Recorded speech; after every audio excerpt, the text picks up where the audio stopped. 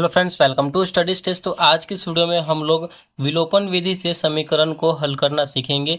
ये जो है क्लास 10th की बोर्ड एग्जाम में जो होती हैं उनमें जो है 3 नंबर से 5 नंबर के बीच में पूछा जाता है। बहुत ही सिंपल तरीके से, बहुत ही आसान तरीके से आपको यहाँ पे हम समझाने की कोशिश करेंगे, तो वीडियो को लास्ट तक जरूर देखिएगा। ठीक है, यहाँ पे हमारा दिया गया पहला क्वेश्चन, समीकरण x plus Y equal to 7 और 2x माइनस 3y को विलोपन विधि से हल करना। ठीक है, तो हमारा समीकरण दिया गया है, तो चलिए हल करते हैं। जैसे बोर्ड एग्जाम में हल किया जाता है, करने का तरीका होता है, बिल्कुल उसी तरीके से यहाँ पे हम आपको बताने वाले हैं, जिससे कि आपको एग्जामिनर बोर्ड एग्जाम में पूरा का पूरा नंबर दे। यहाँ पे हमारा पहला समीकरण दिया गया है, समीकरण समीकरण हमारा क्या दिया गया है, x plus Y equal to 7। ये हमारा पहला इक्वेशन हो जाएगा, यानी पहला समीकरण हो जाएगा। ठीक है, और यहाँ पे दूसरा है हमारा 2x minus 3y equal to, जो है ये 4 छूट गया था इक्वल के बराबर, तो 2x minus 3y equal to 4। ठीक है, तो ये हमारा दूसरा इक्वेशन हो जाएगा, यानी दूसरा समीकरण हो जाएगा।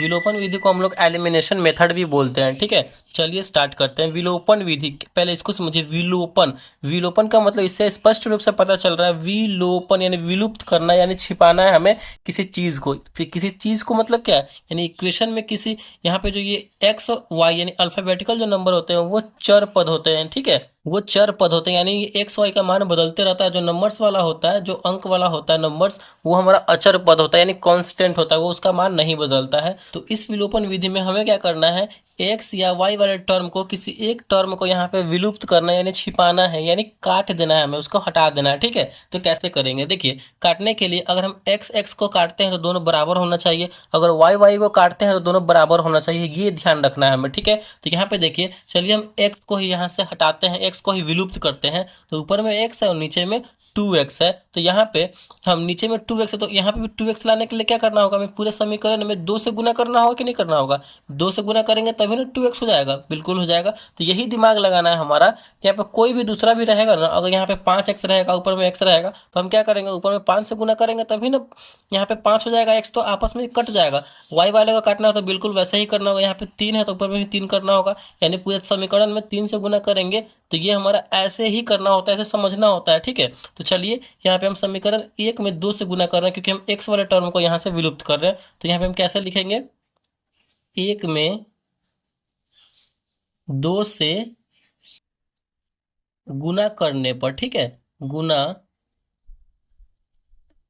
करने पर, तो गुना करेंगे तो कैसे हो जाएगा, यहाँ पे x में हम 2 से गुना कर रहे हैं, यहाँ पे 2 में 2x से करेंगे तो हो जाएगा हमारा 2x, फिर 2 में y से करेंगे तो हो जाएगा हमारा प्लस 2y, फिर यहाँ पे 7 में 2 से करेंगे तो 7 दूना 14। ये हमारा तीसरा इक्वेशन बन के तैयार हो गया। ठीक है, ये हमारा तीसरा समीकरण बन गया। फिर हमारा दूसरा समीकरण क्या है, तो 2x minus 3y equal to 4 है। ठीक है, अब यहाँ से हम समीकरण को विलुप्त कर देंगे, यानी एक टर्म को, यहाँ पे x वाले टर्म को विलुप्त कर देंगे। देखिए कैसे काट देंगे, तो यहाँ पे देखिए, ये 2x क्या है, प्लस में है, इसके आगे कुछ भी नहीं, इसका मतलब क्या, प्लस में, ये भी प्लस में है, तो हम क्या करेंगे, घटा देंगे। यानी जब ये प्लस में है, घटाएंगे तो क्या हो जाएगा, 0 हो जाएगा कि नहीं हो जाएगा, बिल्कुल हो जाएगा। तो यहाँ पे हम लिखेंगे समीकरण को घटाने पर। ठीक है, समीकरण 1 और समीकरण 2 को घटाने पर ऐसा भी लिख सकते हैं, घटाने पर। चलिए समीकरण को हम घटाएंगे तो क्या हो जाएगा, घटाइए, यहाँ पे है 2x प्लस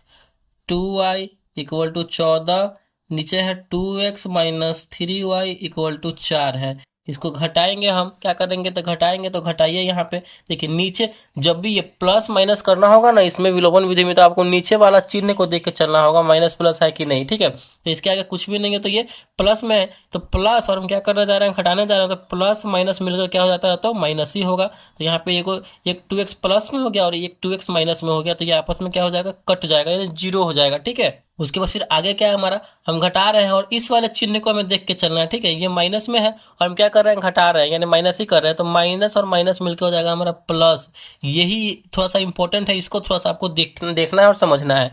तो यहाँ पे ये भी, अब ये माइनस में नहीं रहा, अब ये प्लस में हो गया, तो ये भी प्लस में, ये भी प्लस में, यानी 2y और 3y क्या हो जाएगा, तो जुट जाएगा, तो कितना हो जाएगा हमारा 5y हो जाएगा। ठीक है, अब देखिए फिर क्या है हमारा, फिर माइनस में हम माइनस किए हैं, ठीक है ना, तो ये हमारा प्लस में था और ये अब जो है ये माइनस में हो गया, माइनस प्लस मिलकर माइनस हो जाएगा। तो 14 प्लस में और ये माइनस में 4 है, तो 14 में से 4 जाएगा तो बचेगा हमारा 10। चलिए यहाँ से हमारा y का वैल्यू निकल के आ गया, बिल्कुल आ गया।